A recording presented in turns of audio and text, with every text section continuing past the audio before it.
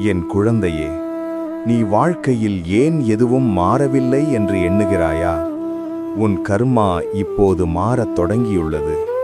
நீ உன் எண்ணங்களையும் செயல்களையும் மாற்றத் தொடங்கும் அந்த நொடியில் இந்த பிரபஞ்சமே உனக்கு சாதகமாக மாறும். இதுவே என் சத்தியம். இந்த உலகம் ஒரு எதிரொலி அறை. நீ என்ன நினைக்கிறாயோ அதையே நீ வாழ்க்கையாக அனுபவிக்கிறாய்.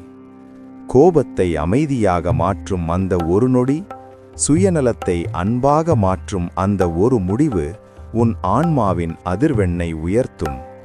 அந்த அதிர்வெண் உயர்ந்தால் நீ இறைத்தன்மைக்கு அருகில் வருவாய். அங்கே பயமும் இல்லை, துன்பமும் இல்லை. நான் வெளியில் இல்லை, நான் உன்னுள் இருக்கிறேன். உன் உள்ளத்தின் அமைதியில் என்னை காண்பாய்.